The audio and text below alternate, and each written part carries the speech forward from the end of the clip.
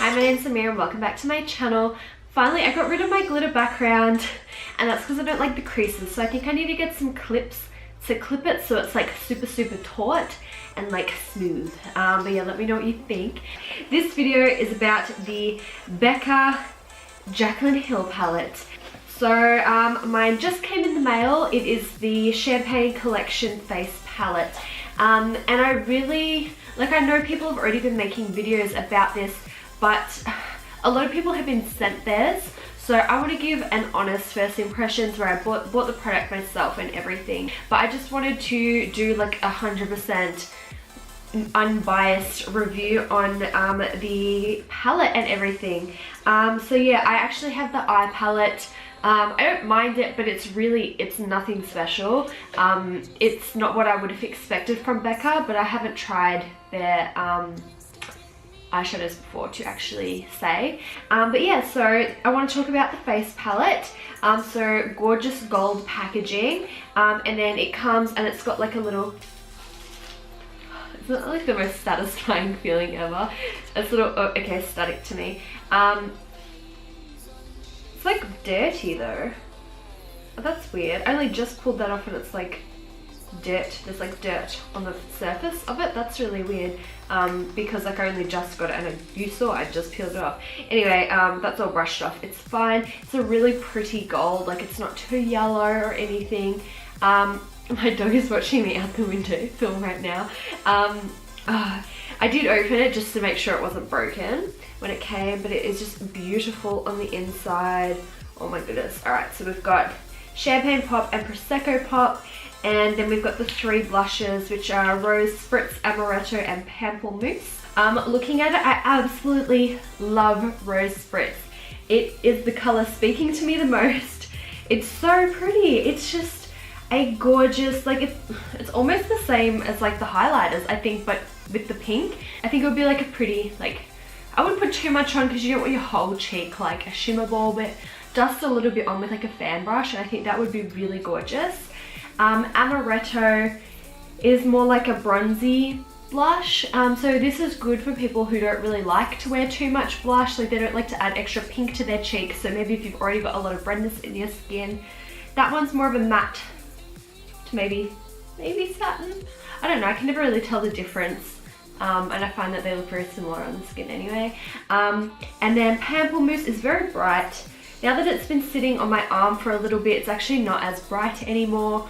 So I feel like if you put it on, you might feel like a beetroot, but it'll probably tone down like by the time you finish the rest of your makeup. So then we have Champagne Pop and Prosecco Pop. They're actually, I was worried that, because like Champagne Pop feels quite yellow on me, I was worried that Prosecco Pop would be too yellow, but seeing them swatched next to each other, they're not actually that bad. I'm certainly a little bit more golden, so I don't know how it would feel about it if I'm not super tan, but it seems pretty good. The swatches are very pretty.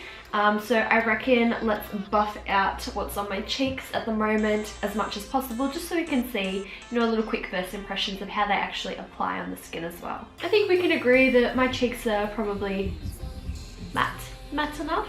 So I'm going to take the Morphe M310, so just a fan brush, and I'm going to apply the blushes. I'm going to take Rose Spritz because it's what I'm most excited about. I love using a fan brush because it stops me putting too much on.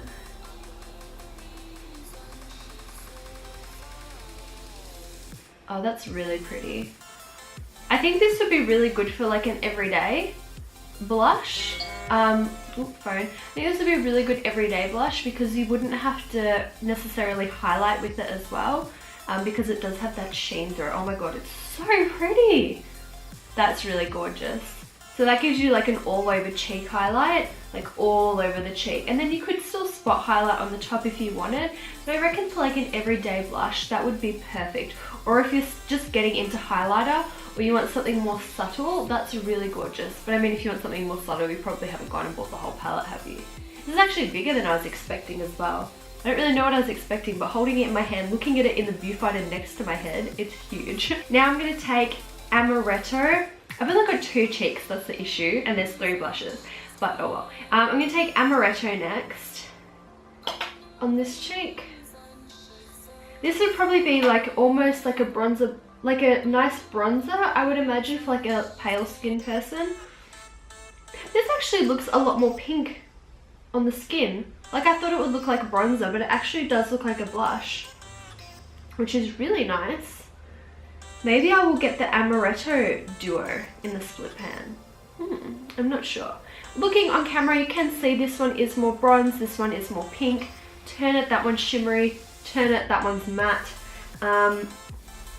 That's really nice though. I wasn't expecting to like Amaretto that much, but it's actually a really gorgeous nude blush. Like that's not too pink or too bronze or too anything. Like it's a nice, I'm into nude blush. I like that.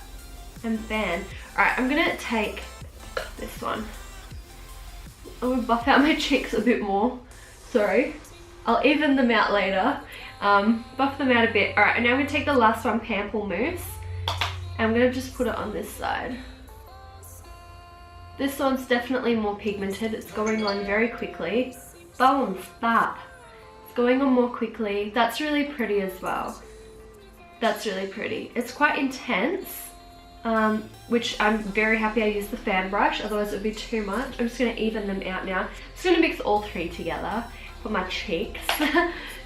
Just so that, you know, I look even for the rest of the day. All three together look really nice as well, to be honest. I'm gonna put Champagne Pop on this side and Prosecco Pop on this side. Champagne Pop, gorgeous as ever. And then we're gonna take Prosecco Pop.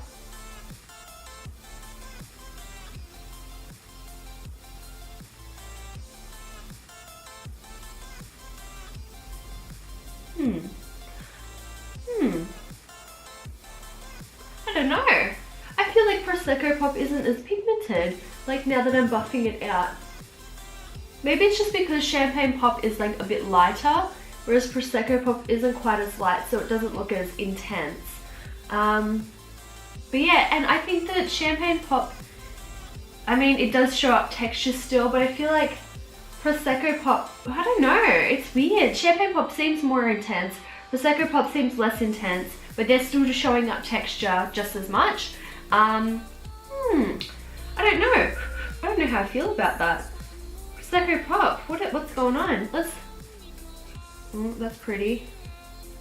Okay, Prosecco Pop, alright. Let's try them mixed together and I'm just gonna layer it up. Mixed together is quite nice. I reckon I'd probably just use them mixed together. Let's put a bit up here. Let's even out my face.